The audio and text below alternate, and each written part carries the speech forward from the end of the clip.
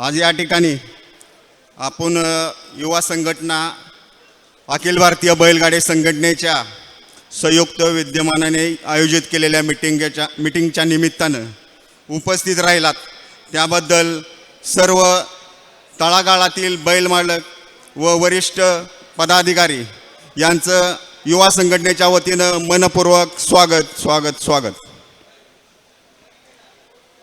आज या ठिकाणी आपण पहिलाच मुद्दा आपला होता की आबा व वरिष्ठ यांनी जे काही राजीनामे दिलेत ते त्यांनी राजीनामे मागे घ्यावेत म्हणून।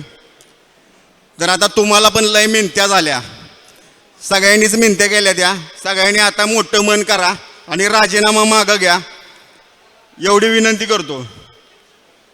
आणि आता आबा काही कारणास्तव येऊ शकले नाहीत, आज या ठिकाणी आपले पदाधिकारी उपस्थित आहेत। आबा, उदयदादा आणि पैलवान, जो काही इथं निर्णय होईल त्यांनी आता इथं निर्णय द्यायचा आहे आम्हाला। जे काय मुद्द्यांच्यावर चर्चा झाली, इथं बसलोय आपण, जेव्हा खायला मीटिंग नाही घेतलेली, इथं मीटिंग घेतली ती सगळ्यांच्या हितासाठी घेतली आहे, पश्चिम महाराष्ट्रातल्या बैल मालकासाठी घेतलेली आहे। जर जो काही निर्णय होईल तो इथं आता वरिष्ठ म्हणून तुम्ही आम्हाला द्यायचा आहे बैल मालकासाठी। आणि युवा संघटना, युवा बघायला गेलं तर तुमची अखिल भारतीय बैलगाडी संघटना ही संघटनेचा कणा युवा संघटना आहे।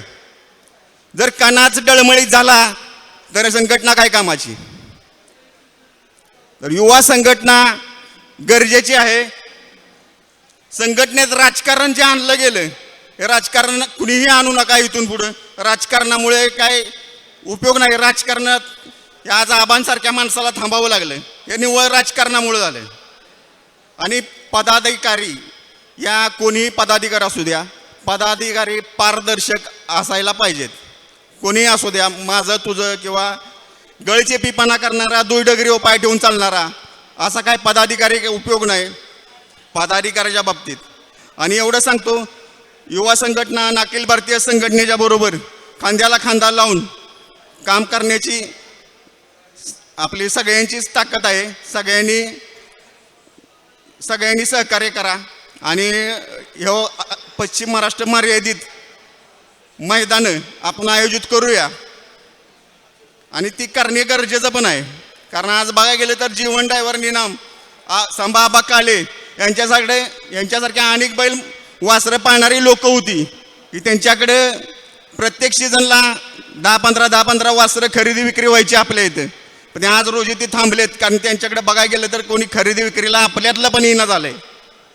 खरेदी करणारे गुंटामंत्री आहेत, आपल्यातला कोण सर्वसामान्य मधला खरेदी करणार नाही। आपल्यात खेळ करायचा, नाट टिकवायसाठी येऊन नाद करतोय। तर आपल्या सर्वांना विनंती आहे की पश्चिम महाराष्ट्र मर्यादित मैदान, आणि आत्ताच तुम्ही आम्हाला निर्णय द्यावा की पश्चिम महाराष्ट्र मर्यादित मैदान आम्ही डिक्लेअर करून टाकतो। आयोजक आपले आहेत, बैलगाडी मालक आपलेच आहेत, आपण ठरवणार इथं मैदानं कुठली घ्यायची आणि कुठली नाही ती। आपल्याला उत्तर महाराष्ट्रातल्या माणसांनी आपल्याला सांगायचं नाही किंवा शिकवायचं नाही आपला सातारी खेळ कसा जपायचा, ती आपला आपण जपायला समर्थ आहोत। आपला खेळ आपल्याला खेळायला जायची गरज नाही, आपला खेळ आपण जपूया, आपली संस्कृती आपण जपूया।